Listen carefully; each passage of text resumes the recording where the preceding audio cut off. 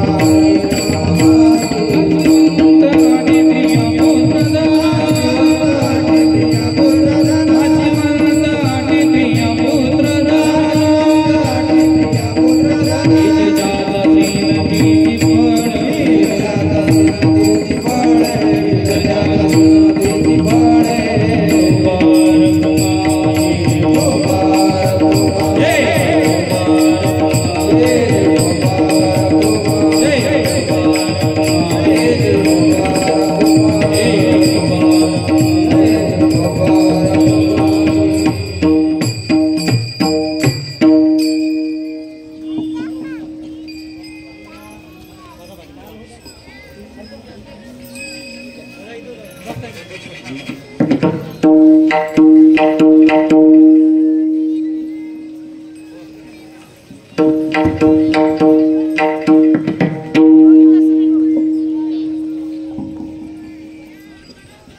हरे हरे हरे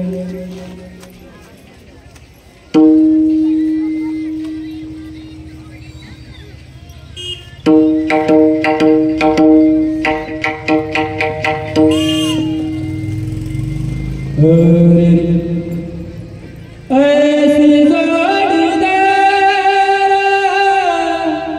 राम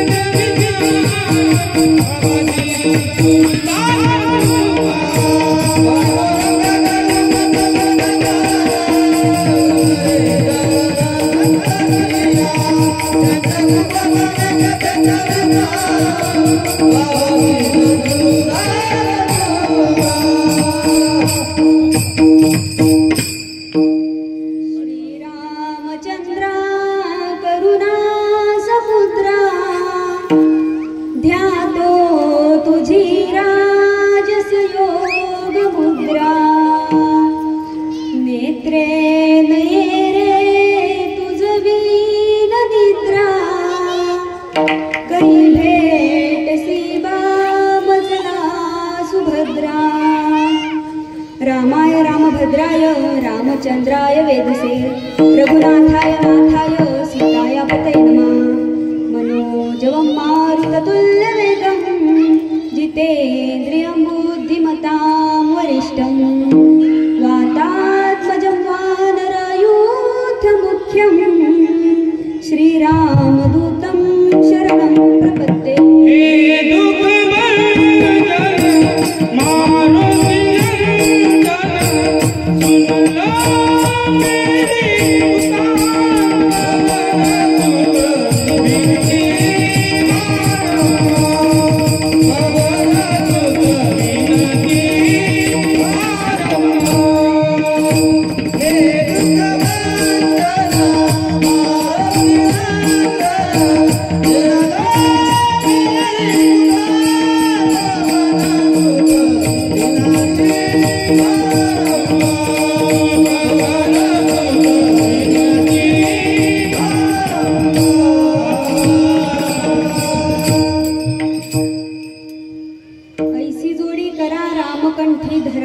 जेने चुके फेरा गर्भवास नाशिवंत आटी प्रिया पुत्र धन बीज ज्याचा सीन तेची फळ।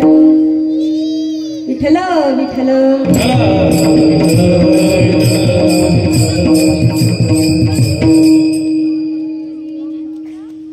प्रस्तुत प्राप्त प्रसंगी प्राप्त वेळी सेवेसाठी घेतलेला अभंग जगद्गुरु श्री संत तुकाराम महाराज यांचा हा अभंग आहे।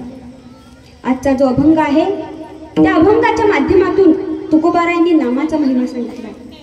तुकोबाराय काय म्हणतात, ऐसी जोडी करा रामकंठी धरा जेने चुके फेरा गर्भवास नाशिवंत आटी प्रिया पुत्र धन बीज ज्याचा सीन तेची फळ। नाव धड करा सहस्र नामांची जे भवसिंधूची थडी पावे तुका म्हणे काढा हाना तोंडावरी भाता भरा हरी रामवाणी। विठ्ठल विठ्ठल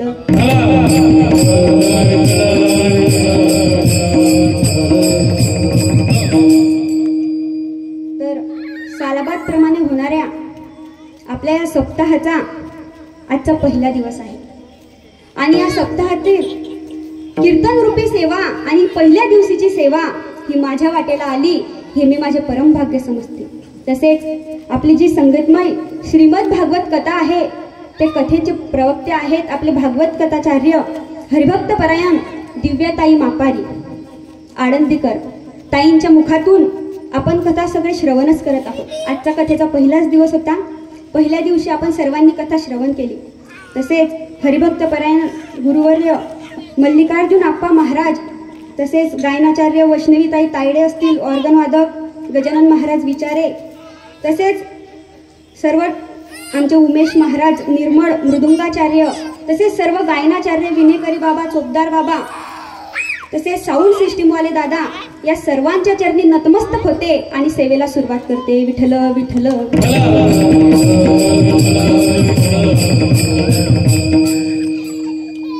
आजचा आपल्या ह्या सप्ताहाचा पहिला दिवस आहे। मागे तुम्हाला सगळ्यांना बसता येतंय ना? सर्वांनी समोर सरकून घ्या, समोर जागा आहे, सरकून घ्या, पुढे सरकून घ्या सर्व। विठ्ठल विठ्ठल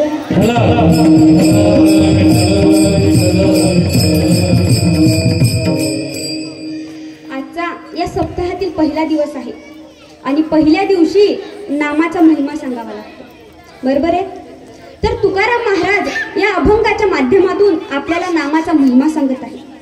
तुकाराम महाराज म्हणतात, तुम्हाला जर ह्या 84 लक्ष योनींचा फेरा टळवायचा असेल, या गर्भवासाच्या यातनांमधून मुक्तता मिळवायची असेल, तर तुम्ही काय केलं पाहिजे? तर आपण त्या परमेश्वराचे मधुर नाम तुमच्या आमच्या हृदयामध्ये धारण करायला पाहिजे. आपल्या कंठामध्ये त्या परमेश्वराचे मधुर राम नाम आपण धारण करायला पाहिजे. याच्यामुळे काय होईल? तर आपल्या 84 लक्ष योनींचा फेरा टळेल आणि या गर्भवासाच्या यातनांमधून आपल्याला मुक्तता मिळेल. विठ्ठल विठ्ठल.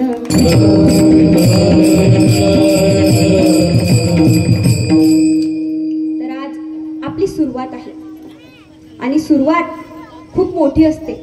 म्हणजे सुरुवात जर आपण मोठी केली तर त्याचा निरोपण आपोआपच मोठं होतं. सांगता ते म्हणत नाही का, आरंभ है प्रचंड बोल मस्तकों के झुंड, आज जंग की घड़ी की तुम गुहार दो, आन बान शान या की जान का हो धान, आज एक धनुष के बाण पे उधार दो. बरोबर आहे ना? तर आपली सुरुवात मोठी असली तर आपलं सांगता देखील तशीच होते. आणि तुम्ही हा जो यज्ञ चालू केला आहे तो यज्ञ खूपच सुंदर आहे आणि तो वर्षानुवर्ष असाच टिकत राहणार आहे. विठ्ठल विठ्ठल.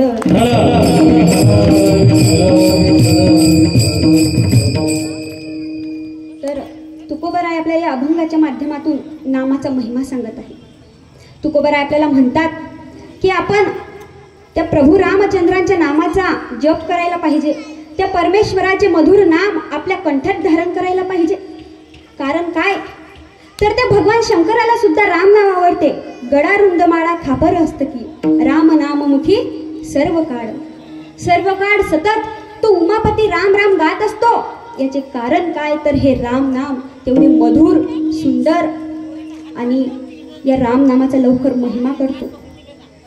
आपल्याला माहिती आहे भगवान श्री विष्णूंची हजारो नावे आहेत. बरोबर आहे ना? किती नावे आहेत देवाची? हजारो नावे आहेत विष्णू सहस्त्रनामामध्ये. पण राम रक्षाच्या शेवटच्या श्लोकात सांगितले की भगवान विष्णूंची हजारो नावे एका बाजूला आणि फक्त राम नाम एका बाजूला. मनोरामेती रामेती मनोरामे मनोरमे सहस्रनाम ततुल्यम राम नाम वरानने. ते म्हणतात की श्री विष्णूंची हजारो नावे एका बाजूला आणि फक्त राम नाम एका बाजूला. एवढा हा राम नामाचा महिमा आहे. असेच एका वेळेला एक महात्मा राम नामाचा महिमा सांगत होते. ते महात्मा म्हणाले की राम म्हटलं म्हणजे आपल्या शरीरातील सगळी पापे या शरीराच्या बाहेर जातात. कुठल्या शब्दाचा उच्चार केल्याने? फक्त रा. रा हा शब्द जर आपण उच्चारला तर आपल्या शरीरातील सर्व पापे या शरीराच्या बाहेर जातात. मग त्यातील त्यांचा एक अनुयायी उठला, त्यांचा शिष्य उठला आणि म्हणाला, का हो महाराज, मग मची काय गरज आहे? बरोबर आहे ना? जर तुम्ही म्हणतात की राम म्हटल्याने सगळी पापे शरीराच्या बाहेर जातात तर मग मची काय गरज आहे? तर त्या महात्म्यांनी खूप सुंदर उत्तर दिलं. ते म्हणाले की म या शब्दाचा उच्चार केल्याने आपले तोंड बंद होते. बघा बरं, म शब्दाचा उच्चार करून पहा. म हा शब्द म्हटला की आपले तोंड बंद होते आणि याच्यामुळे आपल्या शरीरातून जी पापे बाहेर गेलेली आहेत ती पुन्हा आपल्या शरीरात येण्यासाठी धावपळ करत असतात. पण या राम नामाचा महिमा एवढा आहे की ते पुन्हा आपल्या शरीरामध्ये येऊ शकत नाही. हा राम नामाचा महिमा आहे. ही राम नामाची महती आहे. विठ्ठल विठ्ठल.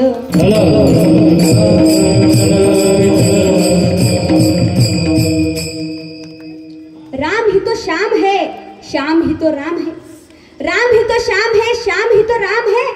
राम ही तो शिव है, शिव ही तो सत्य है. राम ही तो शिव है, शिव ही तो सत्य है.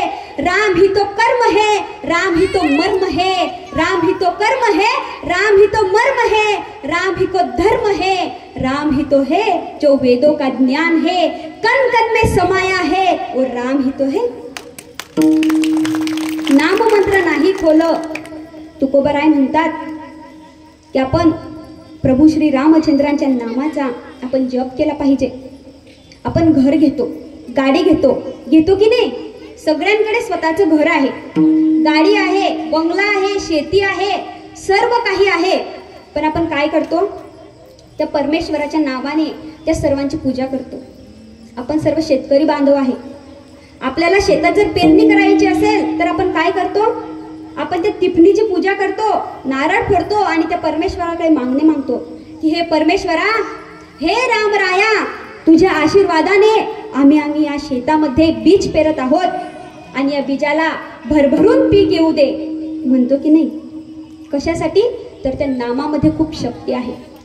मग आता तुम्ही म्हणाल का हो महाराज, या जगाच्या पाठीवर असे अनेक लोक आहेत की ते देवाला मानत नाही, ते आपल्या रामप्रभूंचं नाव घेत नाही, मग त्यांना मुक्तता मिळत नाही का? किंवा ते या 84 लक्ष योनींच्या फेऱ्यात अडकलेले असतात का? त्यांच्या गर्भवासाच्या यातनांमधून मुक्तता होत नाही का? तर ऐका, आपले रामप्रभू फक्त या भारत भूमीपुरतेच मर्यादित नाही, तर या जगाच्या पाठीवर 195 देश आहेत आणि या 195 देशांपैकी 182 देशांमध्ये रामायण सांगितले जाते. किती? 182 देशांमध्ये. रामायणाचे जवळजवळ एकूण 300 प्रकार आहेत. प्रत्येकाचे वेगवेगळे रामायण असते.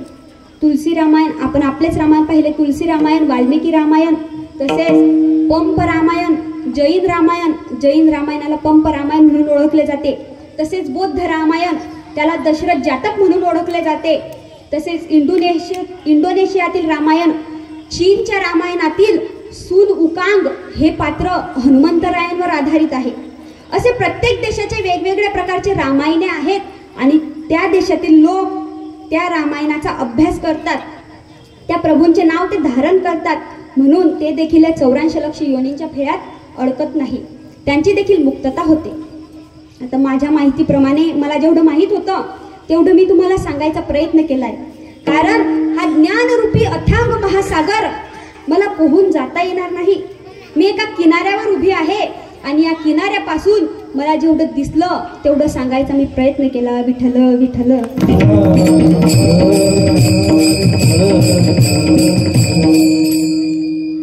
आता तुम्ही म्हणाल की हे सुंदर राम नाम आहे, तुम्ही राम नामाचा महिमा सांगताय. आज कीर्तनाचा पहिला दिवस आहे आणि पहिल्या दिवशी नामाचा महिमा हा सांगायलाच पाहिजे. मग आता प्रश्न असा उभा राहिला की हे राम नाम आले कुठून? बरोबर आहे ना, आपण राम नामाचा जप करतो, मग हे राम नाम आले कुठून? तर आपल्याला सगळ्यांना माहीतच आहे की आद्य कवी वाल्मिकी ऋषी यांनी रामाआधी शतकोटी रामायण लिहिले. त्यांचे रामायण पूर्ण झाले त्यावेळेस 3ही लोकांमध्ये भांडणे सुरू झाली. म्हणजेच कोण कोण? आकाश, पाताळ आणि पृथ्वी, म्हणजेच देव, पन्नग आणि या भूतलावरील माणसे, या तिघांमध्ये भांडणे सुरू झाली. आता देव म्हणाले प्रभू रामचंद्र हे भगवान आहेत म्हणून रामायण आमचे. तर मनुष्य म्हणाले प्रभू रामचंद्र हे सामान्य पुरुष आहेत म्हणून रामायण आमचे. तर पन्नग म्हणजे सर्प म्हणाले की लक्ष्मण आमचा कोण आहे? भावबंद, म्हणून रामायण आमचे. बरोबर आहे ना. आता या तिन्हीमध्ये जोरदार भांडणे सुरू झाली. मग काय करावं हे सुचत नव्हतं. त्यावेळेस भगवान भोलेनाथांनी यांना समान वाटणी सुरू करून दिली. 33 कोटी 33 लाख 33,333 अशी तिघांना समान वाटणी सुरू करून दिली. शेवटी एक 32 अक्षरांचा श्लोक उरला. त्यातील देखील त्यांनी 10 अक्षरे तिघांना समान वाटून दिली. मग आता शेवटी उरली 2 अक्षरे. आता आपण एवढी तर शिकलेलो आहोत की 2 अक्षरे तिघांमध्ये वाटता येतात का? तर मुळीच नाही. 2 अक्षरे तिघांमध्ये वाटता येत नाही म्हणून भगवान भोलेनाथांनी ती 2 अक्षरे स्वतःजवळ ठेवून घेतली आणि ती कोणती होती? तर राम ही ती 2 मधुर अक्षरे होती. म्हणून आपण सामान्य राम नामाचा जरी उच्चार केला तरी आपली सगळी पापे नाहीशी होतात.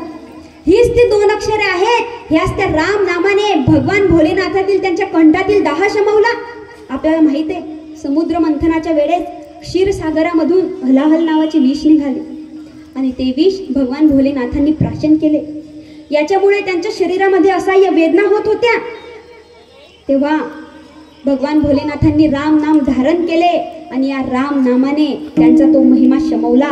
एवढी या राम नामात शक्ती आहे. विठ्ठल विठ्ठल.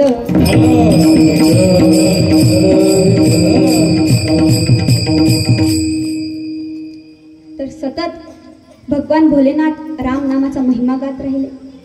एके दिवशी पार्वती माता ही भगवान भोलेनाथांजवळ बसलेली होती. मग पार्वती माता भगवान भोलेनाथांना म्हणते, का हो स्वामी, तुम्ही सतत राम नामाचा जप करत असतात, तुम्हाला राम नामाचे ध्यान लागलेले असते. मग तुम्ही या राम नामाचा महिमा काय आहे मलाही सांगा. त्यावेळेस भगवान भोलेनाथांनी पार्वती मातेला राम नामाचा महिमा सांगला. परंतु तो महिमा ऐकत असताना पार्वती मातेला झोप लागली. म्हणून भगवान विष्णूंनी मच्छिंद्रनाथाचा अवतार घेऊन तो महिमा ऐकला.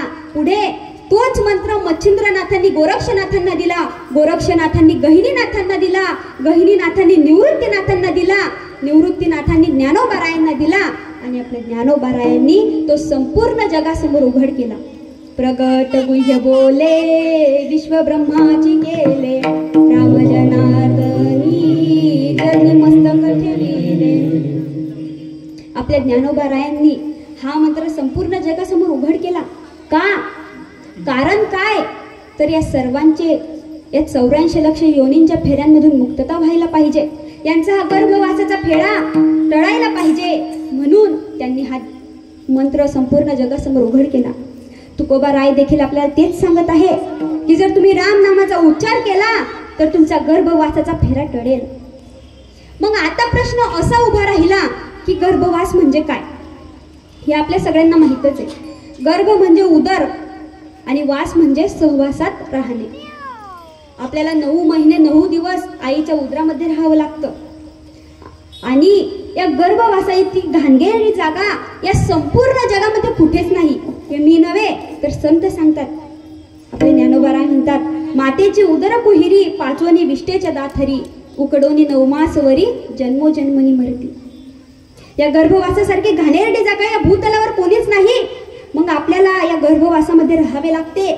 जर आपल्याला या गर्भवासाचा फेरा चुकवायचा असेल तर आपण काय केलं पाहिजे? तर आपण या परमेश्वराचे पवित्र नाम आपल्या मुखामध्ये धारण करायला पाहिजे. हे अभंगाच्या प्रथम चरणात.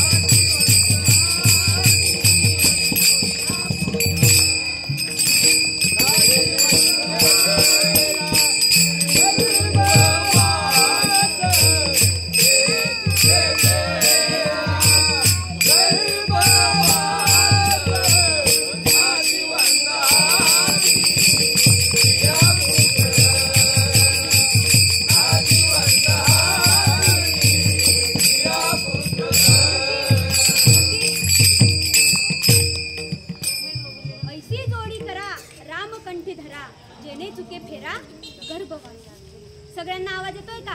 येतोय ना?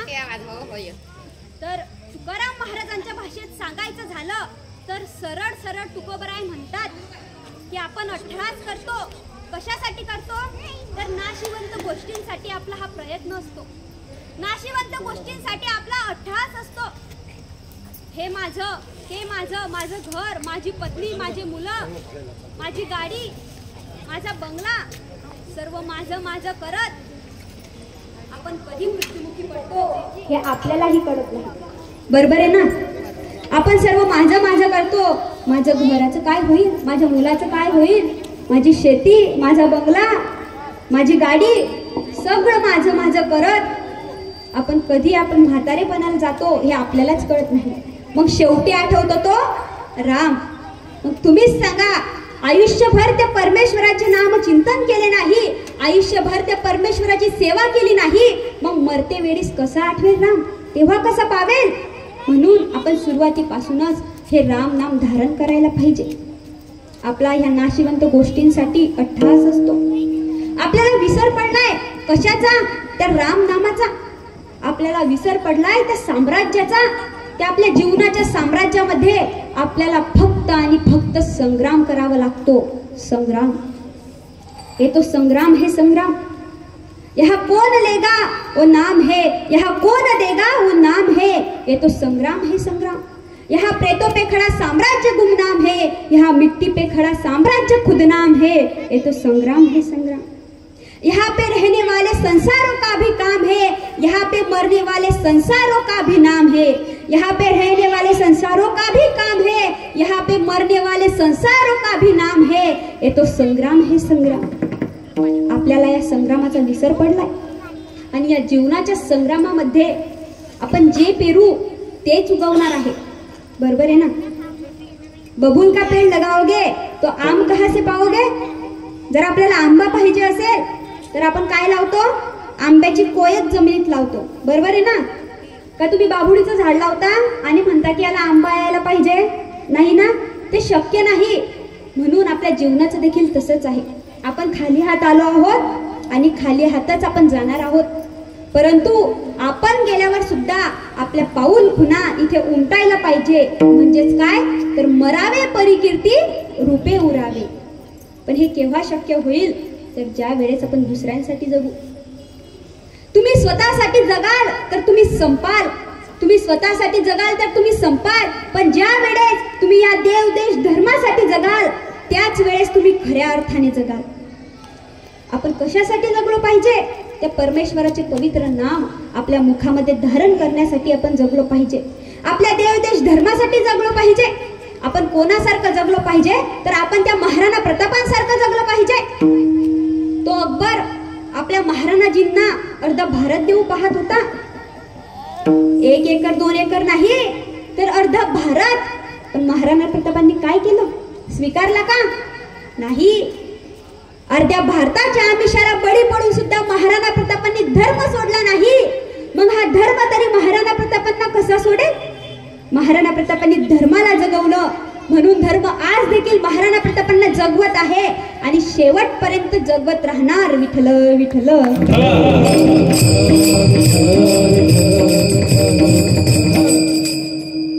आपण शेवटपर्यंत धर्मासाठी जगलं पाहिजे. आपल्याला माहिती आहे काश्मीरमधील पालमगाव येथील हल्ला, आता 22 एप्रिललाच तो हल्ला झाला. त्या आतंकवाद्यांनी, त्या दहशतवाद्यांनी, त्या नराधमांनी म्हणावं की जे हिंदू आहेत त्यांनी एका बाजूने यावं आणि जे परधर्मीय बांधव आहेत त्यांनी एका बाजूला जावं. आणि त्यांनी त्या नराधमांनी धर्म विचारून आपल्या सर्व हिंदू बांधवांवर गोळ्या झाडाव्यात. त्यांच्यामध्ये थोडीही दया आली नाही. त्यांना मरण देखील आलं. पण काय तर धर्म विचारून आलं. त्यांनी धर्म विचारून मरण दिलं. परंतु आपण काय करायला पाहिजे? आपण देखील या धर्माची बीज तुमच्या आमच्या हृदयामध्ये पेरायला पाहिजे. आपला देव देश धर्म काय आहे हे आपण आपल्या मुलांना सांगायला पाहिजे. बरोबर आहे ना? आपल्या धर्मासाठी कसं जगावं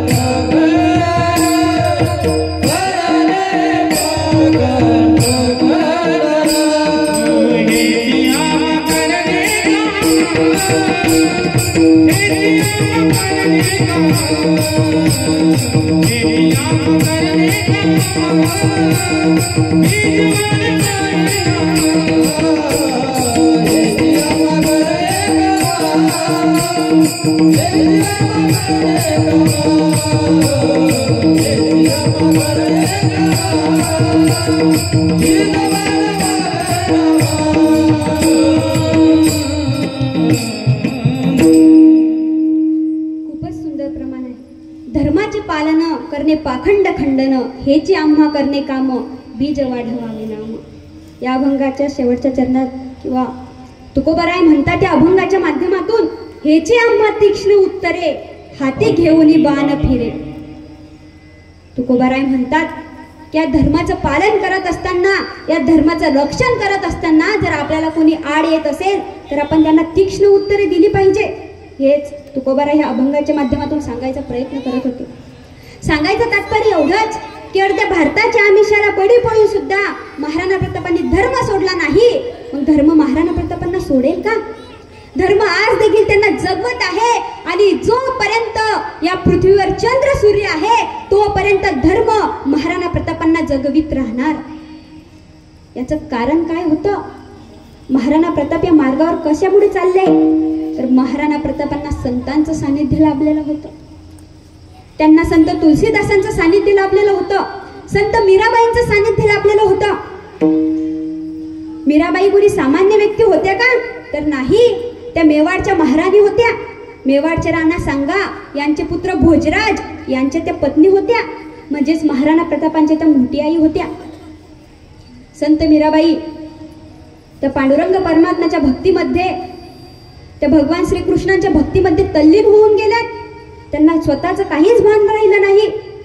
त्या परमेश्वराच्या भक्तीमध्ये तल्लीन होऊन गेल्यात. ऐसी लागी लगन मेरा हो गई मगन, ऐसी लागी लगन मेरा हो गई मगन, वो तो गली गली गली गुन गावे लगी, लो में परी बन के जोगन चली, मेरा रानी दीवानी कहाने लगी, ऐसी लागी लगन मेरा हो गई मगन.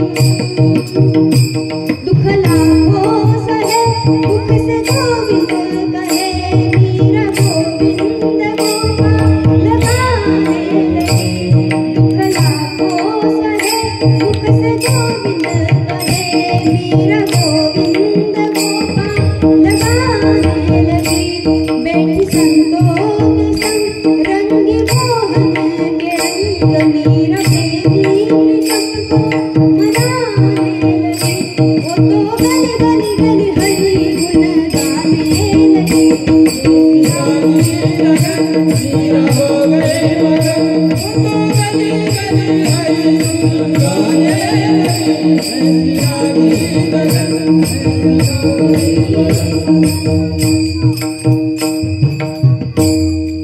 संत मीराबाई भगवान विठ्ठलाच्या भक्तीमध्ये, त्या भगवान श्रीकृष्णांच्या भक्तीमध्ये अशा तल्लीन होऊन गेल्यात की त्यांना कुठलंच भान राहिलं नाही.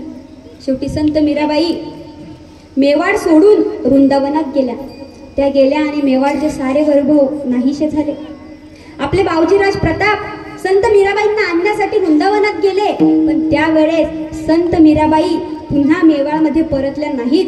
परंतु त्यांनी आपल्या बावजीराज प्रतापांना आशीर्वाद दिला आणि त्यांच्या आशीर्वादामुळे पारतंत्र्यात गेलेला मेवाड महाराणा प्रतापांनी स्वतंत्र केला. सांगायचं तात्पर्य एवढंच होतं की आपल्या महाराणा प्रतापांना संतांचं सानिध्य लाभलेलं होतं. विठ्ठल विठ्ठल.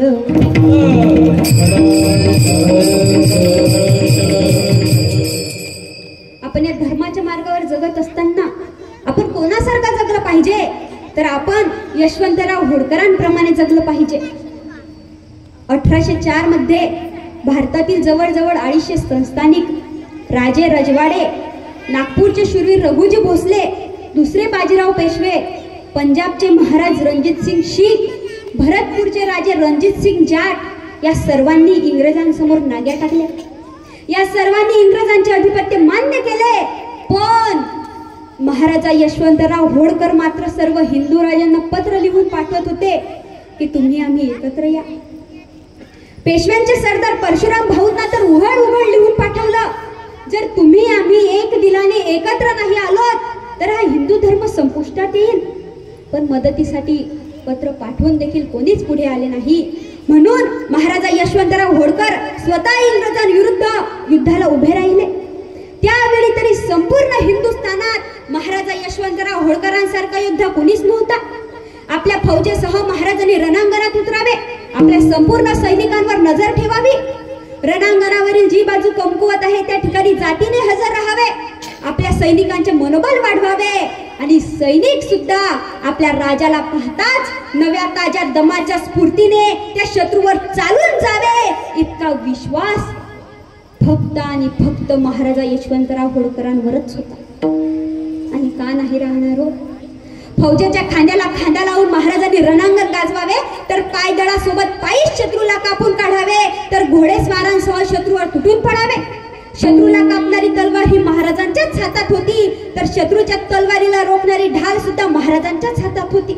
एखाद्या भाल्याने महाराजांनी शत्रूवर आक्रमण करावे किंवा एखादा भाला आपल्या फौजेवर आला तर आडवे होऊन महाराजांनी त्या भाल्याला रोखावे. ज्या तोफांमधून गोळे निघून शत्रू सैन्यामध्ये हाकार माजत होता त्या तोफांजवळ महाराज दिसत होते.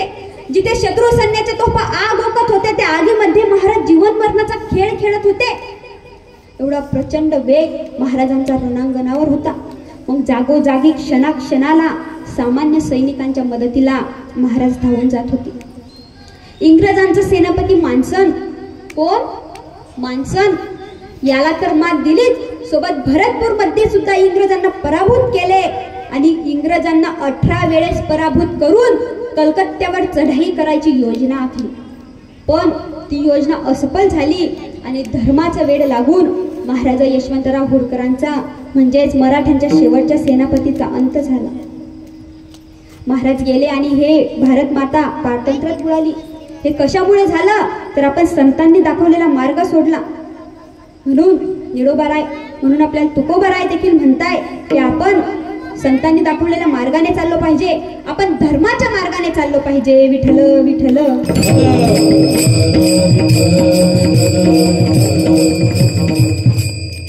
तुकोबाराय म्हणतात की धर्माची बीज आपण आपल्या हृदयामध्ये पेरली पाहिजे. आपण या नाशिवंत गोष्टींसाठी अट्टहास करायला नको. हे अभंगाचे द्वितीय चरण.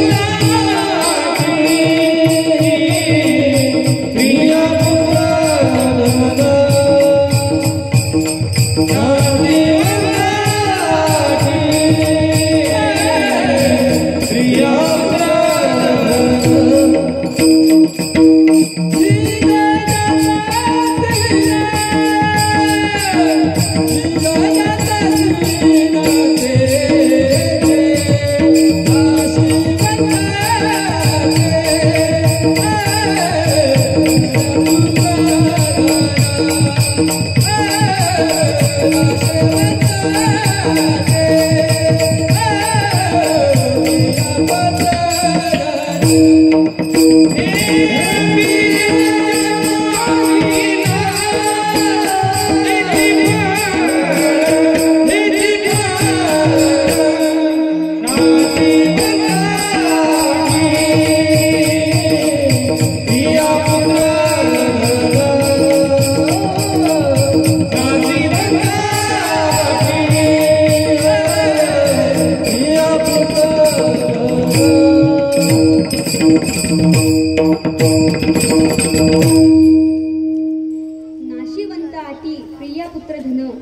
ज्याचं सीन त्याची फळ.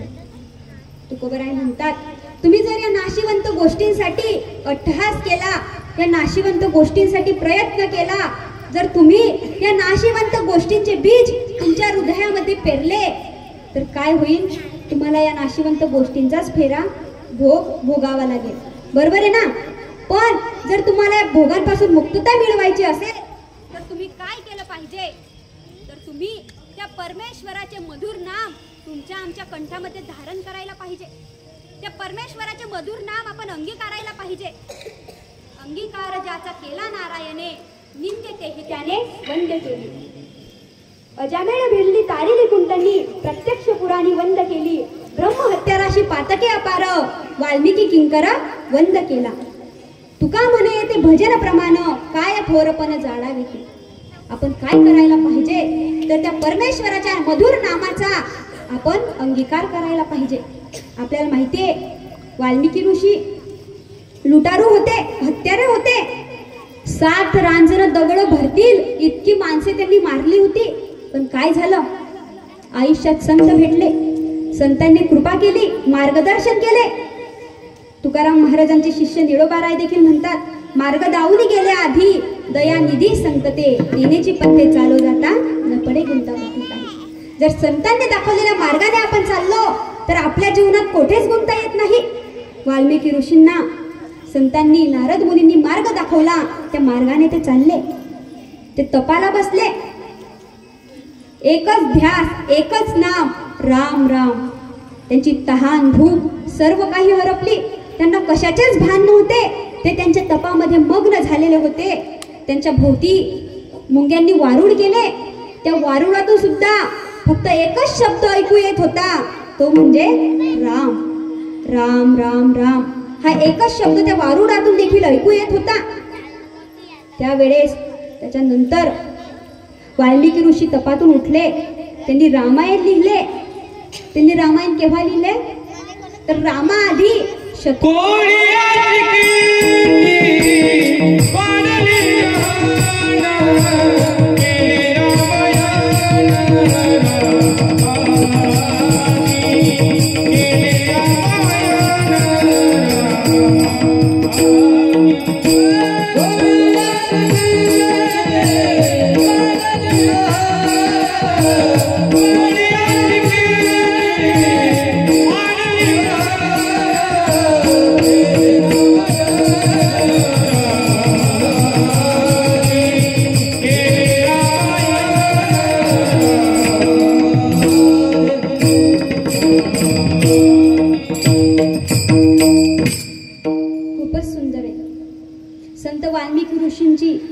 कोळी ऋषींची महती आपण काय सांगावी, की त्यांनी रामाआधी रामायण लिहिले.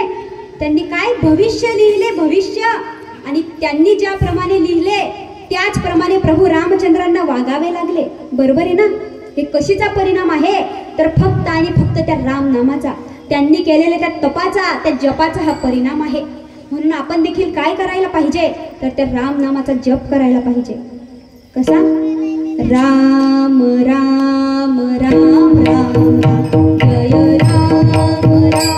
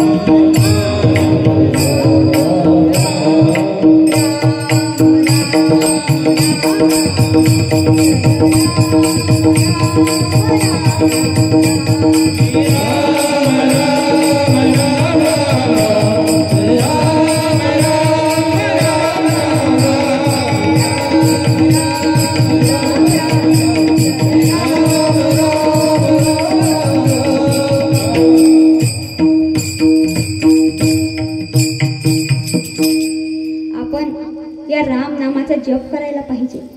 आपल्याला माहिती आहे, दशरथ राजा अयोध्येचा राजा होता. 3 राण्या होत्या, पण तरी संतान नव्हती. म्हणून राजा चिंतित झाला. एके दिवशी शिकारीला गेला. त्याचा श्रावण बाळाला शिकार समजून बाण मारला. याच्यामुळे श्रावण बाळाचा मृत्यू झाला. त्यावेळेस श्रावण बाळाच्या आई वडिलांनी दशरथ राजाला श्राप दिला.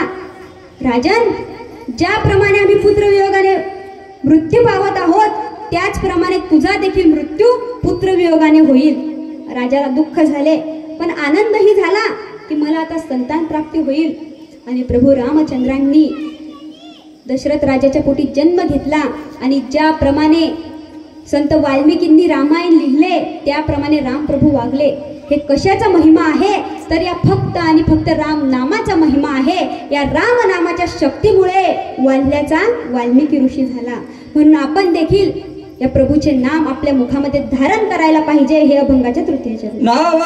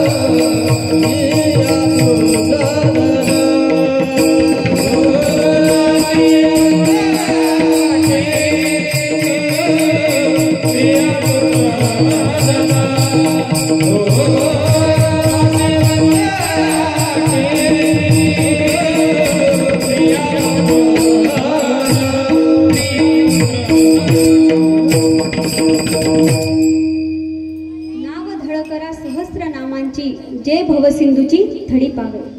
जर आपल्याला हा महासागर, हा भवसागर तरुण जायचा असेल, तर आपण काय करायला पाहिजे? त्या परमेश्वराची नामरूपी जहाज, ती नामरूपी होडी आपण अंगीकारायला पाहिजे. ते परमेश्वराचे नाम आपण धारण करायला पाहिजे. तेव्हाच आपण हा जीवनरूपी महासागर तरुण जाऊ शकतो. कारण त्या प्रभू रामचंद्रांपेक्षा त्यांच्या नामामध्ये खूप शक्ती आहे. आपण तुलसी रामायणात वर्णन आलेले आपण सर्वांनी पाहिलेलं आहे की ज्या वेळेस रावण हा सीतामातेचं हरण करतो आणि सीतामातेला पळून नेतो, त्यावेळेस सीतामातेला परत आणण्यासाठी नळ आणि नीळ यांच्या मदतीने राम सेतूचे काम सुरू असते. त्यावेळेस आपले सर्व वानर काय करतात? त्या दगडांवर राम नाव कोरतात आणि तो दगड पाण्यात सोडतात. आणि आश्चर्य म्हणजे तो दगड पाण्यावर तरंगतो. अशा प्रकारे त्या राम सेतूचा निर्माण चालू होता. एके दिवशी एकांतामध्ये प्रभू श्री रामचंद्र तिथे गेले. ते सेतूच्या निर्माणाजवळ गेले. रामप्रभूंनी एक दगड घेतला आणि तो दगड पाण्यात सोडून दिला. तरंगला का तो दगड? नाही. तो दगड तरंगला नाही, तर तो दगड बुडून गेला. प्रभू रामचंद्रांना आश्चर्य वाटलं. प्रभूंनी दुसरा दगड घेतला आणि पाण्यात सोडला, तो देखील बुडाला. प्रभूंनी तिसरा दगड घेतला, पाण्यात सोडला, तो देखील बुडाला. तेव्हा प्रभूंजवळ लक्ष्मणजी होतेच. प्रभू म्हणाले, लक्ष्मणा, हे काय होतंय? तुम्ही जे दगड घेतात त्याच्यावर राम नाव कोरताय, तो दगड तरंगतोय आणि मी स्वतः देवाने टाकलेला दगड बुडून जातोय. त्यावेळेस आपल्या रामप्रभूंनी देखील सगळ्यांना समजावून सांगितले की खरी शक्ती ही माझ्यात नाही तर माझ्या नामामध्ये आहे. ज्या दगडावर राम नाम कोरलेले आहे म्हणजे त्या दगडाने प्रभू रामचंद्रांनी त्या दगडाला धरून ठेवलेलं आहे. मग ज्याला देवाने धरून ठेवलं आहे तो या जीवनरूपी महासागरात कसा बुडेल आणि ज्याला जे स्वतः सोडून देत आहे तो तरी कसा तरेल. शेवटी काय होतं तर नामाचा महिमा हा त्या प्रभूंपेक्षाही जास्त त्या देवाच्या नामाचा महिमा आहे. म्हणून आपण काय करायला पाहिजे तर आपण त्या परमेश्वराचे मधुर नाम घ्यायला पाहिजे. विठ्ठल विठ्ठल.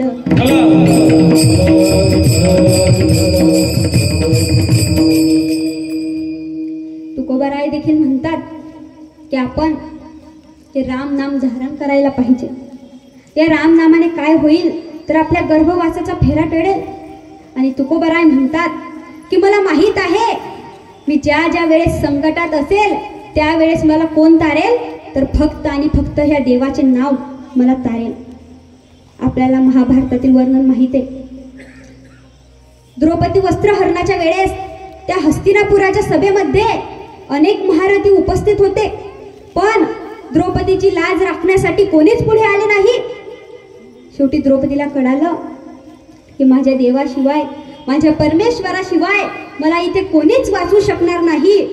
म्हणून द्रौपदीने कृष्णा कृष्णा अशी हाक देताच भगवान श्रीकृष्ण धावून आले आणि द्रौपदीचे रक्षण केले. म्हणून तुकोबाराय देखील म्हणतात की तू द्रौपदीसाठी नाही का आलास तसा माझ्यासाठी येशील, मला विश्वास आहे. पण आताच्या काळात भगवान विष्णू धावून येतील का, भगवान श्रीकृष्ण धावून येतील का तर नाही. आता आपल्याला स्वतःचं रक्षण स्वतः करायचंय. आपलं मन आणि मनगट आपल्याला मजबूत ठेवायचंय, तेव्हाच आपण स्वतःचं रक्षण करू शकेल. कारण आता या द्रौपदीच्या रक्षणासाठी भगवान श्रीकृष्ण येणार नाही. कब तक आस लगाओगी तुम बिके हुए अखबारों से, कब तक आस लगाओगी तुम बिके हुए अखबारों से, कैसी रक्षा मांग रही हो दुशासन दरबारों से, कैसी रक्षा मांग रही हो दुशासन दरबारों से. स्वयं जो लज्जाहीन पड़े हैं वो क्या तुम्हें बचाएंगे, स्वयं जो लज्जाहीन पड़े हैं वो क्या तुम्हें बचाएंगे. सुनो द्रौपदी शस्त्र उठा लो अब गोविंद न आएंगे, सुनो द्रौपदी शस्त्र उठा लो अब गोविंद न आएंगे. आताच्या द्रौपदींना आपल्याला स्वतः शस्त्र उचलायचं आहे. आता आपल्या मदतीसाठी गोविंद येणार नाही तर आपल्याला स्वतः गोविंद बनायचंय. विठ्ठल विठ्ठल.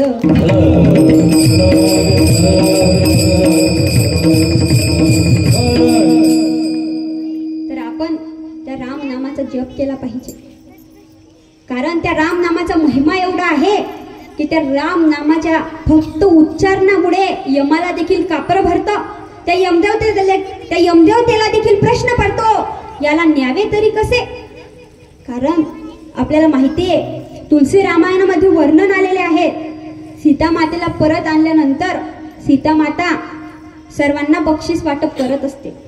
त्यावेळेस सीता माता हनुमंतरायांना काय देते, त्यांच्या गळ्यातील मोत्यांची माळ. ती माळ हनुमंतरायांना देते.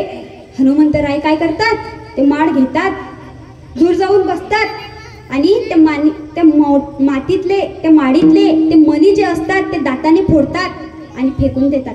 दाताने फोडतात, पाहतात, फेकून देतात, फोडतात, पाहतात, फेकून देतात. त्यातील एक दरबारी उठून म्हणाला, बजरंगी तुम्ही हे काय करताय? सीता माताने तुम्हाला ही माळ दिली आहे आणि ती तुम्ही तोडून फेकताय. तेव्हा हनुमंतरायांचं उत्तर काय होतं, मी माझ्या रामाला शोधतोय.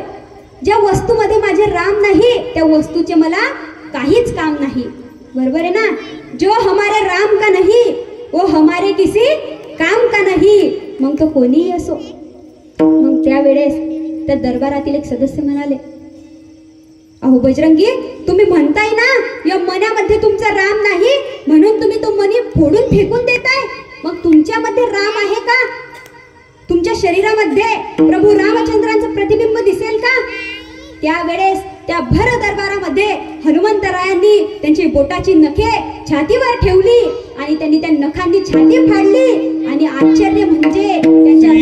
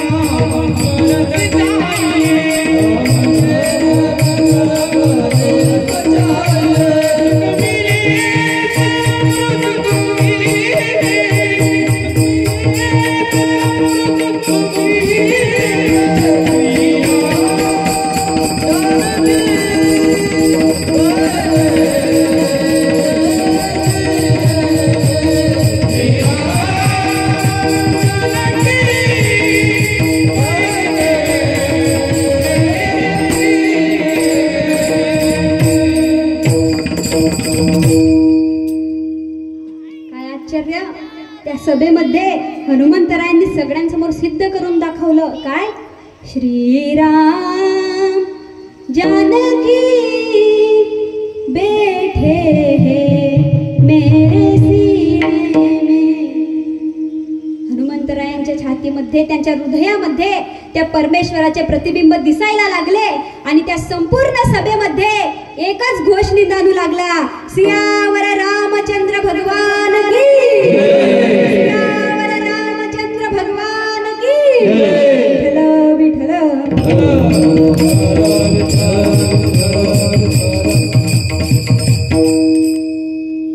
तुकोबाराय म्हणतात की परमेश्वराचं नाव जर आपल्या जवळ असेल तर आपण हा जीवनरूपी महासागर तरून जाऊ, कारण ते यमदेवतेलाही प्रश्न पडेल याला न्यावे तरी कसे। केव्हा ज्या वेळेस आपल्या जवळ त्या परमेश्वरांचे पवित्र नाम आहे, त्या नामामुळे या काळाला देखील भय वाटतो की यांना न्यावे तरी कसे।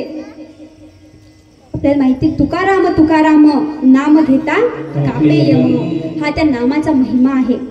आणि आपण तुकोबाराय आपल्याला अभंगाच्या माध्यमातून हेच सांगताय की आपण धर्माचं कार्य करत असताना, देवाची भक्ती करत असताना, हे राम नाम घेत असताना जर आपल्याला कोणी आड येत असेल तर आपण काय केलं पाहिजे, आपण त्यांना तीक्ष्ण उत्तरे दिली पाहिजे।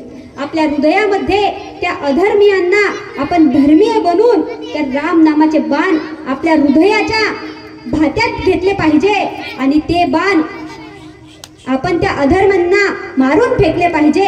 हे अभंगाच्या शेवटच्या चरण। तुका माने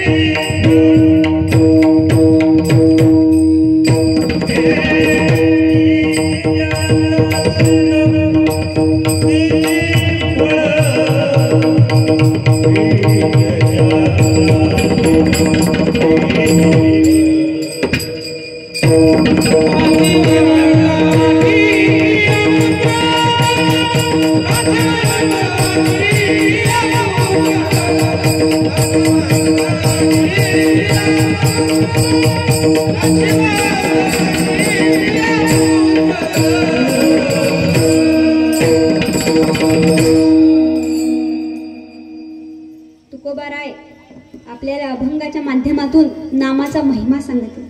तुकोबाराय म्हणतात की आपण त्या प्रभूंचं राम नाम धारण करायला पाहिजे, पण आपण हे धर्माचं कार्य करत असताना त्या प्रभूंचं नाम गात असताना आपल्याला जर कोणी आडवं येत असेल तर आपण त्या काळाच्या तोंडावर देखील या राम नाम रूपी बाणांचा आपण वर्षाव करायला पाहिजे.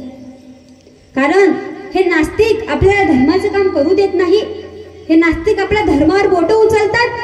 काय म्हणतात की तुकाराम महाराजांचा खून झाला. तुम्हीच सांगा, तुकाराम महाराजांचे शिष्य कोण होते? तर छत्रपती शिवाजी महाराज.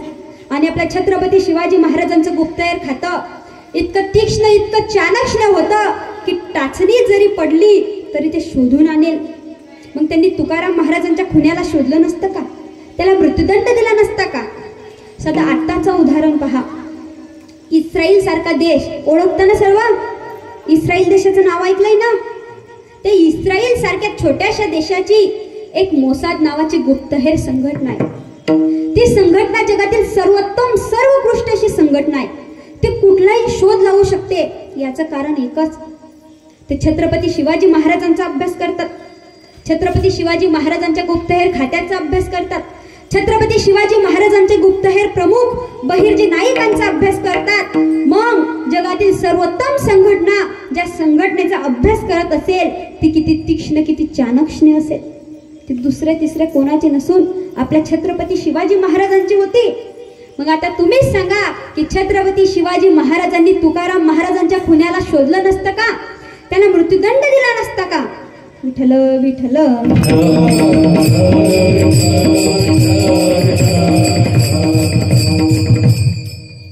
एवढंच नव्हे नव्हे तर हे नास्तिक काय म्हणतात की रामकृष्ण हे काल्पनिक आहे, रामायण असो का महाभारत हे घडलेच नाही. या नराधमांनी आपल्या रामप्रभूंना न्यायदानाच्या कटड्यात ओढले आणि रामप्रभू खरंच आहेत का याचे प्रमाण मागण्यात आले. त्यावेळेस एका साध्वीच्या मुखातून म्हणजेच साध्वी ऋतुंबरा दिदी यांच्या मुखातून काही शब्द बाहेर पडले. काय म्हणतात साध्वी? राम हमारा कर्म, हमारा धर्म, हमारी गति है. राम हमारी भक्ति, हमारी शक्ति, हमारी मति है. बिना राम के आदर्शों का चरमोत्कर्ष कहाँ है और बिना राम के इस भारत में भारतवर्ष कहाँ है, क्योंकि राम हमारा कर्म, हमारा धर्म है. इस देश के नेताओं का दुर्भाग्य है कि वो हमसे राम के होने का प्रमाण मांगते हैं. राम सेतु की बात चली तो कहते हैं कि राम ने कौन से इंजीनियरिंग कॉलेज से डिग्री हासिल की थी, हमें राम के होने का प्रमाण दो. तो राम का होना, इस सारे ब्रह्मांड के हस्ताक्षर राम ही तो है. राम से तू है, राम से मैं हूं. इतनी सुंदर रचना है तो रचयिता भी तो कोई है. कौन है वह? वो कहते नहीं, वो दशरथ का बेटा नहीं है, वो तो कोई अलग राम है. वो 4 राम बताते हैं. एक राम दशरथ का बेटा, एक राम गटगट में लेटा, एक राम का सकल बसारा, एक राम सब जग से न्यारा. तो हमने कहा वही राम दशरथ का बेटा, वही राम गटगट में लेटा, उसी राम का सकल बसारा, वही राम सब जग से न्यारा. वो निर्गुण निराकार होते हैं, सगुण साकार होते हैं. राम नहीं नारों को विश्वास, भौतिकता की नहीं दिलों की प्यास. राम नहीं मोहताज किसी के झंडों का, सन्यासी साधु या संतों पंडों का. राम नहीं मिलते ईंटों में गारों में, राम मिले हैं निर्धन के आंसू धारों में. राम मिले हैं पंचवटी के छाओं को, राम मिले हैं अंगद वाले पाओं को. राम मिले हैं वचन निभाती आयु को, राम मिले हैं घायल पड़े जटायु को. राम मिले हैं मर्यादा में जीने में, और राम मिले हैं हनुमान के सीने में. बोलो सियावर रामचंद्र भगवान की, छत्रपति शिवाजी महाराज की, हिंदू सूर्य महाराणा प्रताप की. विठ्ठल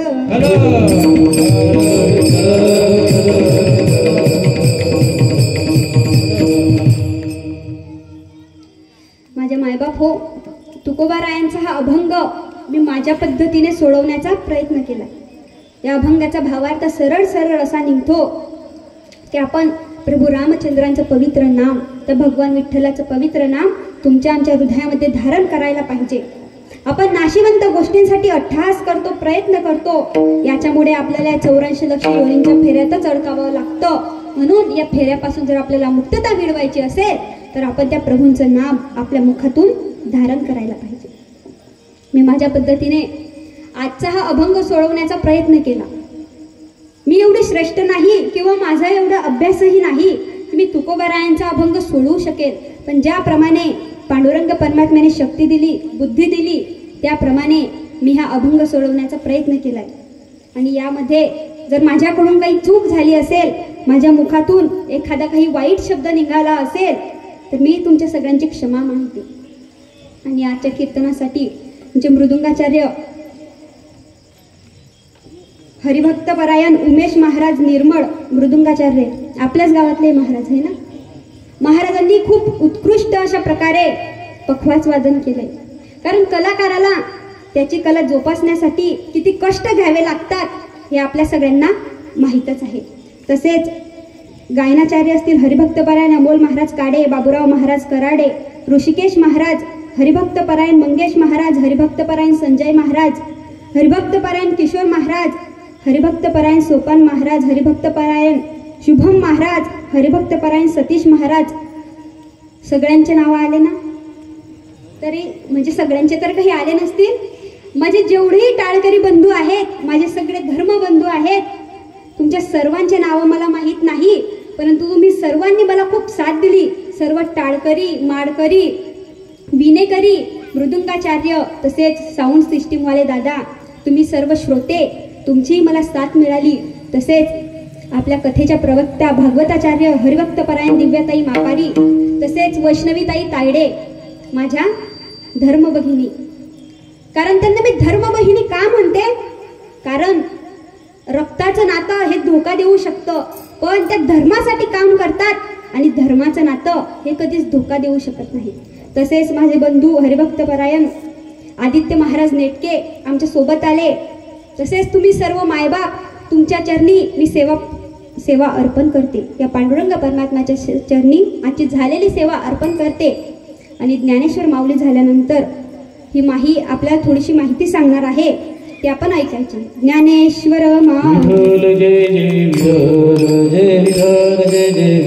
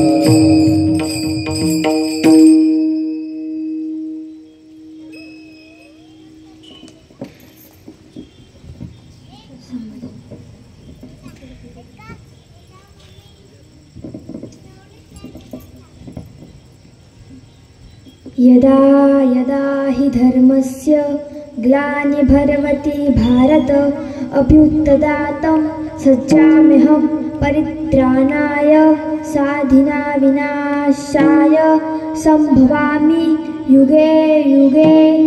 या भारत मातेच्या कुशीमध्ये अनेक महान योद्ध्यांनी जन्म घेतला. त्या महान योद्ध्यांमध्ये स्वराज्य रक्षक, धर्मरक्षक, शूरवीर, महापराक्रमी छत्रपती संभाजी महाराज मला खूप आवडतात.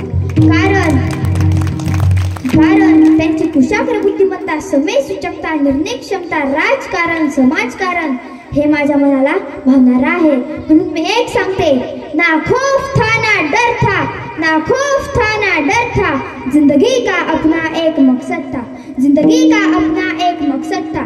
जिए तो देश के लिए, मरे तो देश के लिए, जिए तो देश के लिए, मरे तो देश के लिए. मेरा देश मेरा मुल्क, मेरा देश मेरा मुल्क, सदा लहरे ओ परचम ये हिंदुस्तान, सदा लहरे ओ परचम ये हिंदुस्तान. यही एक खोप था. इस खोप को लेकर ओ मुगलों से भिड़ा था, इस खोप को लेकर ओ मुगलों से भिड़ा था. तब जाके ओ योद्धा महायोद्धा कहलाया था, तब जाके ओ योद्धा महायोद्धा कहलाया था. 450 वर्षापूर्वी या महाराष्ट्राच्या मातीमध्ये एका रणरागिणीचा जन्म झाला, जिने जंगलातल्या अक्रार विक्रार सिंहाच्या पायात तुटलेला काटा काढण्याचे धाडस केले. तीच धाडसी रणरागिणी भोसले घराण्याची कुलवधू झाली. त्या जिजामातेस माझा मानाचा मित्र, जिच्याच पोटी बाळ शिवबाने जन्म घेतला आणि त्या सिंहाच्या पोटी एक छावा जन्माला आला. ते म्हणजे आपल्या सर्वांचे लाडके छत्रपती संभाजी महाराज. संभाजी महाराज 2 वर्षांचे असतानाच त्यांची आई म्हणजे सईबाई त्यांना सोडून गेली. ते आई विना जिजामातेच्या सानिध्यात राहू लागले. घोडसवारी, तिरंदाजी, तलवारबाजी, भालाफेक, कुस्ती याचा अभ्यास ते करू लागले. त्यांना 1 नाही 2 नाही तर 16 भाषा येत होत्या.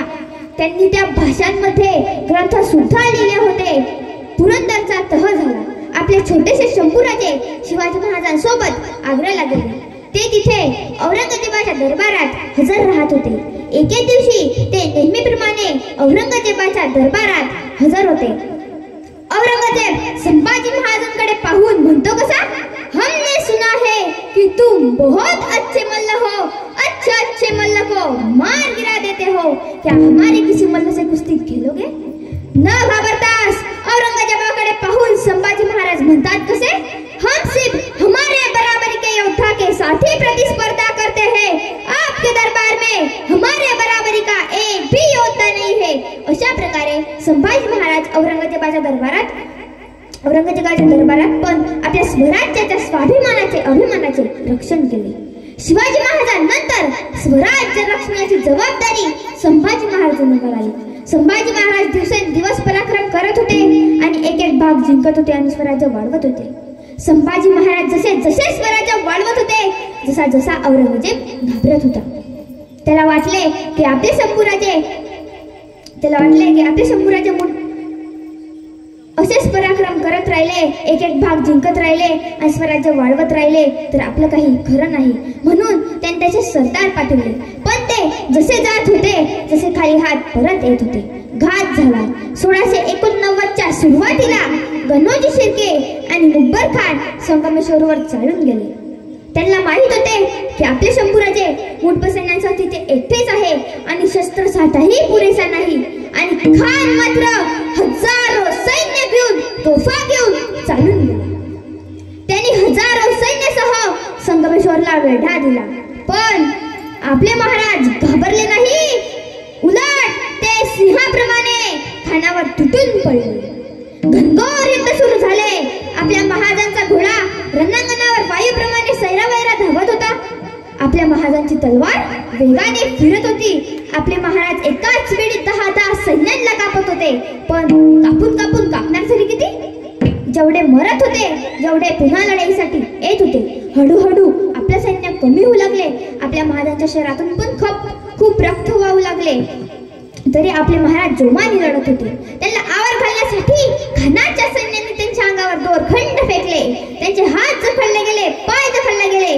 बघता बघता आपले शंभूराजे कैद झाले. कैद झाल्यानंतर त्यांना उडला नेण्यात आले. तिथे त्यांना कैद खाण्यात ठेवण्यात आले. तिथे त्यांना 1 दिवस नाही 2 दिवस नाही तर 40 दिवस त्यांचा छळ करण्यात आला. 40 दिवस त्यांचा छळ करण्यात आला. इतिहासाची पुनरावृत्ती झाली. ज्याप्रमाणे अलाउद्दीन खिलजीने राजा रामदेवरायांची हत्या केली ज्याप्रमाणे औरंगजेबाने आपल्या शंभूराजांची हत्या केली. आसाऱ्या गरम करून त्यांच्या डोळ्यात घालून त्यांचे डोळे फोडण्यात आले. त्यांची जीभ काटण्यात आली. शरीरावरची चामडी सोलण्यात आली. त्यांचे नख उपटण्यात आले. हात कापण्यात आले. पाय कापण्यात आले. एवढं करून सुद्धा आपले संभाजी महाराज झुकले नाही. म्हणून त्या राक्षसाने आपल्या संभाजी महाराजांचं डोकंच उलवलं आणि ते डोकं एका काठीवर ठेवून सर्व गावभर ढिंड काढली. शेवटी मी एवढंच म्हणेन, रक्त से भिगा था मेरा राजा, रक्त से लहूहान था मेरा राजा. इतना कहे ढरा था औरंग्या, इतना कहे ढरा था औरंग्या. आज भी याद आए उसी दम, आज भी याद आए उसी दम. धरती भी रो देती है कदम कदम, धरती भी रो देती है कदम कदम. शिवाजी महाराज की हर हर हर हर. सियावर रामचंद्र की, सियावर रामचंद्र की. बहुत आहे. धन्यवाद. निश्चित रूपाने उद्याचे हे बाल शिवचरित्रकार झाल्याशिवाय राहणार नाही. अतिशय वयाच्या मनानं अतिशय संपूर्ण इतिहास थोड्याशा टाइमिंगमध्ये आपल्याला सांगितला आणि तिची जिद्द, बोलण्याची शैली निश्चित रूपानं हे पुढची व्याख्याती होईल यात काही शंका नाही. धन्यवाद. विठ्ठल जय